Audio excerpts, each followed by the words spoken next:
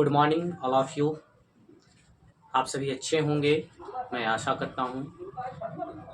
नए जोश, नई सुबह के साथ आप लोग के बीच में जुड़ रहा हूँ और आज मैं दूसरा पार्ट आप लोग के बीच लेके आया हूँ जो कि 8th क्लास का। यहाँ पे मैं पहला पार्ट आप लोग का इंट्रोडक्शन के बारे में मैं बताया हूँ, तो प्लीज़ मेरे चैनल पे आप लोग जल्द से जल्द जुड़ जाइए और मेरे इस वीडियो को ज़्यादा से ज़्यादा लोगों तक शेयर कीजिए। और जो भी स्टूडेंट इस चीज़ को जानना चाहते हैं, पढ़ना चाहते हैं, तो प्लीज़ मेरे इस चैनल से जुड़िए। और मैं ये भी बताऊंगा आप लोग को कि अगर कोई ऑफलाइन भी अगर क्लास लेना चाहते हैं तो मेरे से संपर्क कर सकते हैं। मैं डिस्क्रिप्शन बॉक्स में मैं अपना नंबर सेंड कर दूंगा, तो प्लीज़ आप लोग ज़रूर जुड़िए और इसका लाभ उठाइए। मैं इसके पहले आप लोग को थोड़ा सा मेमोराइज़ कर दूं, अगर कोई भूल गए होंगे, नहीं देखे होंगे वीडियो को, तो आप लोग के बीच में एक मेमोराइज़ कर देता हूं कि मैं प्रीवियस क्लास में आप लोग को क्या बताया था और अभी जो मैं क्या क्लास लेके आया हूं आप लोग को बताने के लिए। अ, जो कि इसके पहले मैं अलजेब्रिक एक्सप्रेशन के बारे में आप लोग से शेयर कर रहा था, बता रहा था कि अलजेब्रिक एक्सप्रेशन क्या होता है, आइडेंटिटीज़ क्या होता है।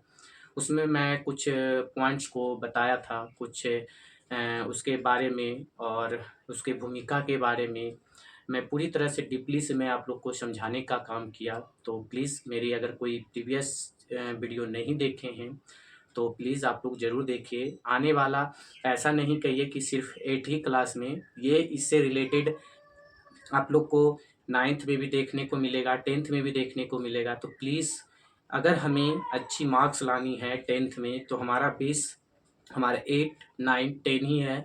तो प्लीज़ आप लोग मेहनत करें और अच्छे नंबर लाएं और आगे आपका भविष्य उज्जवल हो।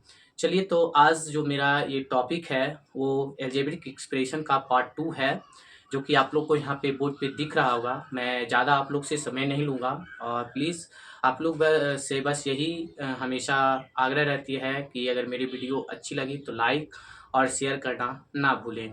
और अगर कोई नए नए हैं तो मेरे चैनल को सब्सक्राइब ज़रूर कीजिए, जिससे कि कोई भी इंफॉर्मेशन, कोई भी क्लास आप तक पहुंच सके और उसका बेनिफिट आपको मिल सके। चलिए, तो आज का जो मेरा पार्ट 2 क्लास है वो एलजेब्रा का ही है, जो कि यहाँ पे आपको दिख रहा होगा कि बीजीय व्यंजक एवं सर्व समीकरणें, जिसको हम एल्जेब्रिक एक्सप्रेशन एंड आइडेंटिटीज का पार्ट 2 में आप लोग के बीच लेके आया हूँ। इसके पहले मैं आप लोग को पदों के, तो मैं पद के बारे में बताया था कि यहाँ पे कि क्या पद होता है, एक पद किसको कहते हैं, द्विपद किसको कहते हैं, फिर चर मान, अचर मान, ये सारी चीज़ पे हम चर्चा किए थे, आप लोग से बताने का काम किए थे। आज मेरा जो पॉइंट है वो हमारा है पदों के गुणांक, जिसको हम बोलते हैं कोएफिशिएंट ऑफ टर्म्स, कि पद के गुणांक किसको कहेंगे। आखिर ये चीज़ को हम पढ़ रहे हैं तो कहाँ पे हमें इस चीज़ को यूज़ करेंगे। ये हर एक चीज़ को मैं आप लोग से बताते चलूँगा और कहाँ पे हमें यूज़ करना है वो चीज़ को भी मैं आपको डिफाइन करके बताऊँगा कि कैसे इसको करेंगे, कहाँ पे हमें ज़रूरत पड़ेगा। तो प्लीज़ मेरे वीडियो को आप लोग लास्ट तक देखिएगा और कहीं भी अगर कोई दिक्कत आए तो प्लीज़ मेरे कमेंट बॉक्स में आप कमेंट कर सकते हैं, पूछ सकते हैं। मैं आप लोग को अच्छे तरीके से और अच्छे-अच्छे नए टॉपिक के साथ आप लोग को शेयर करूँगा और बताने का काम करूँगा। चलिए, तो मैं आप लोग को यहाँ पे पदों के गुणांक के बारे में बताऊँगा कि यहाँ पे पद के गुणांक जो होते हैं इसको 2 कैटेगरी में बाँटा गया, 2 भागों में बाँटा गया। पहला मेरा बोला कि अंक गुणांक, जिसको हम न्यूमेरिकल कोएफिशिएंट बोलते हैं। अब इसको कैसे हम डिफाइन करेंगे, किसको हम समझेंगे कि अंक गुणांक है, तो यहाँ पे मैं एक डेफिनेशन के साथ यहाँ पे बोर्ड पे आप लोग को दिख रहा होगा, तो प्लीज़ आप लोग इस डेफिनेशन को ज़रूर नोट कीजिएगा कि आने वाला समय में आपको अगर कहीं दिक्कत आए तो नोट किया हुआ आप उसे देखकर फिर से समझ सकते हैं। तो यहाँ पे पद में जब संख्या गुणांक होता है तब उसे उस अंक गुणांक कहा जाता है।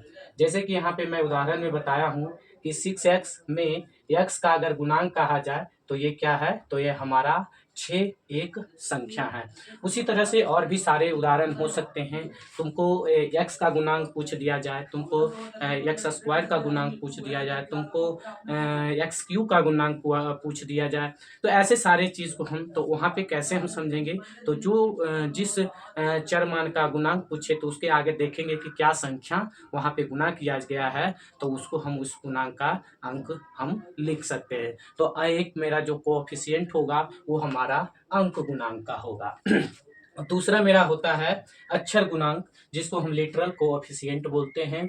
पदों में गुणा करने वाली जब कोई संख्या नहीं बल्कि अक्षर हो तब उसे अक्षर गुणांक कहते हैं। कहने का मतलब हुआ, जहाँ पे हम जो अंक लिखते थे, अंक को गुणा करते थे, वहाँ पे अंक को ना लिखकर हम अक्षर को लिखते हैं, तब हमारा वो अक्षर गुणांक कहलाता है, लिटरल कोएफिशिएंट कहलाता है। उसके बाद कुछ ऐसे नोट्स करके आप लोग को बताया गया है कि एक पद गुणनखंडों का एक गुणनफल होता है। एक पद प्रीवियस क्लास का अगर आप लोग नहीं देखे होंगे चैप्टर को, प्रीवियस मेरी वीडियो को, तो कहीं ना कहीं पद हम बोलेंगे, टर्म बोलेंगे तो थोड़ी सी दिक्कत आएगी, तो प्लीज़ आप लोग उसको देख लीजिएगा। यहाँ पर मैं पद की बात करेंगे हमेशा, एक पद, द्विपद, त्रिपद, बहुपद। तो एक पद क्या है, तो यहाँ पे मैं एक जो नोट करके आप लोग को मैं बताया हूँ कि लिखा हूँ कि एक पद गुणनखंडों का एक गुणनफल होता है। व्यंजक 2x/-5 में पद 2x/ गुणनखंडों x/, और 2 का एक गुणनफल है। जब इसको इस तरह का अगर दिया रहे 2x/, 3x/, इस तरह का, तब उसका क्या बोला गया कि एक पद, सिर्फ और सिर्फ एक पद में अगर उसको हम गुणनखंड करेंगे तो वो बताया कि वो गुणनफल होता है उसका। और यही हमारा गुणनफल जो कि चरों वाले गुणनखंड बीजीय गुणनखंड कहलाते हैं। और जो जिसमें चर मान रहे, चर मान बताए हैं, जिसको हम इंग्लिश में वेरिएबल वैल्यू बोलते हैं। तब यहाँ पे जो जिसमें एक्स, वाई, जेड अल्फाबेट जो रहे, और उसको जब हम गुणनखंड करेंगे तो वो हमारा बीजीय व्यंजक गुणनखंड कहलाएगा। दूसरा बोला है कि पद का गुणांक उसका संख्यात्मक गुणनखंड होता है। कभी कभी पद का कोई भी एक गुणनखंड पद के शेष भाग का गुणांक कहलाता है। कभी कभी क्या होता है, ये जो पद का गुणांक होता है उसका संख्यात्मक गुणनखंड भी होता है। और कभी कभी पद का कोई भी एक गुणनखंड हमारा जो शेष बच जाता है पद में, वो भी हमारा गुणांक कहलाता है। तो ये हमारा एक हर एक पॉइंट करके मैं आप लोग को बता रहा हूँ, समझा रहा हूँ कि कैसे यहाँ इसको कैसे यूज़ करेंगे, कैसे हम समझेंगे, बीजीय व्यंजक किसको कहेंगे। तो हर एक पार्ट को आप लोग को बताने का काम कर रहा हूँ। तो आई होप आप लोग को इतना समझ में आ गया। बोलिए आया कि नहीं ये चीज़। तो मैं फिर से इसको रिकॉल करूँगा, फिर आप लोग को एक बार मेमोराइज करवाऊँगा कि यहाँ पे मैं पहला लिखा हूँ कि जो हमारा टॉपिक आज का है पदों के गुणांक है, जो कि कोएफिशिएंट ऑफ टर्म्स है। जहाँ पे अंक पहला मेरा है अंक गुणांक है, जो कि न्यूमेरिकल कोएफिशिएंट बोला जाता है। पद में जब संख्या गुणांक होता है तब उसे उस अंक गुणांक कहा जाता है। उदाहरण में मैं बताया हूँ कि 6x में x का गुणांक 6 एक संख्या है, इसीलिए 6 अंक गुणांक है। फिर दूसरा मेरा है अक्षर गुणांक, जिसको हम लिटरल कोएफिशिएंट बोलते हैं। पद में गुणांक करने वाली जब कोई संख्या नहीं बल्कि अक्षर हो तब उसे अक्षर गुणांक कहते हैं। और यहाँ पे नोट करके बताया है तो कि पहला बताया कि एक पद गुणनखंडों का एक गुणनफल होता है। व्यंजक 2x/y में y-5 में पद 2x/y गुणनखंडों x, y और 2 का एक गुणनफल है। चरों वाले गुणनखंड बीजीय गुणनखंड कहलाते हैं। तो इस तरह से ये सारी चीज़ को हम यहाँ पे जानकारी हमें प्राप्त हुआ, हमें जाने कि किसको हम पदों के गुणांक कहेंगे, कैसे हम उसको समझेंगे। इसके पहले मैं पद के बारे में बताया, फिर उसके पद के गुणांक के बारे में बताऊंगा। फिर आगे जो मेरा ये एक और टॉपिक है जो कि सजातीय और विजातीय पद बोलते हैं, जिसको लाइक एंड अनलाइक बोलते हैं। तो ये आप लोग जरूर नोट कर लीजिएगा। फिर आप लोग मेरे वीडियो पर बने रहिए। एक और मेरा जो टॉपिक है उसको आप लोग के बीच में बताऊंगा। तो मैं बात कर रहा था कि सजातीय और विजातीय पद का, जिसको हम लाइक एंड अनलाइक टर्म्स कहते हैं। सजातीय या कह सकते हैं उसको समान पद, सजातीय पद या समान पद, जिसका पद क्या हो, समान हो। तो उसको हम कैसे समझेंगे एज ए डिफिनीशन के साथ, परिभाषा के साथ। लाइक टर्म्स किसको कहेंगे? यहाँ पे लिखा है कि जिन पदों में अक्षर गुणनखंड समान होते हैं उन्हें सजातीय पद कहते हैं। कहने का मतलब है जो पद हमारा रहेगा उसमें अगर जो अक्षर गुणनखंड होगा वो क्या होगा, समान होगा, तब उसको हम सजातीय या समान पद कहेंगे और इंग्लिश में उसे हम लाइक टर्म्स कहते हैं।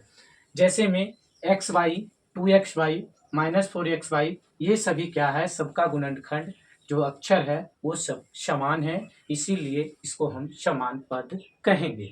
फिर दूसरा हमारा 3x² by 2x² Y minus 5x² by, इसमें भी सभी जो हमारा अक्षर गुणनखंड है वो हमारा समान है, तो इसको भी हम सभी पद को समान पद कहेंगे, लाइक टर्म्स कहेंगे।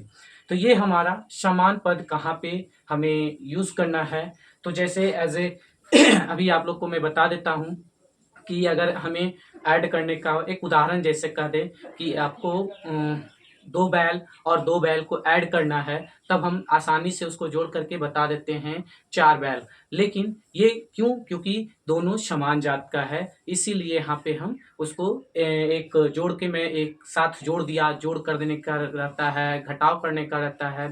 तो इस तरह से जो समान पद हो, जिसका हम कह सकते हैं जो समान हो, उसको हम समान पद या समान वस्तु के साथ ऐड करने का, सब्ट्रैक्ट करने का हम इसका यूज करते हैं। दूसरा हमारा है विजातीय या असमान पद, जिसको अनलाइक टर्म्स कहते हैं। कहने का है कि जिन पदों में अक्षर गुणनखंड समान नहीं होते हैं वे विजातीय पद कहलाते हैं।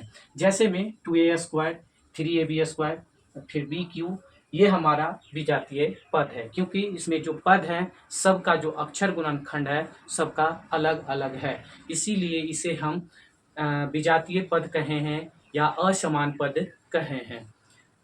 और इसी तरह से और कि कहाँ पे हम सजातीय विजातीय का यूज़ करेंगे, एज ए अभी मैं एक उदाहरण में आप लोग को बताया, उसी तरह से सेम विजातीय में भी कर सकते हैं, तो विजातीय में भी कर सकते हैं। और इसके बाद फिर मैं आप लोग के बीच समान पद का ऐड, सब्ट्रैक्शन, मल्टीप्लिकेशन, ये सारी चीज़ आप लोग को मैं बताऊंगा।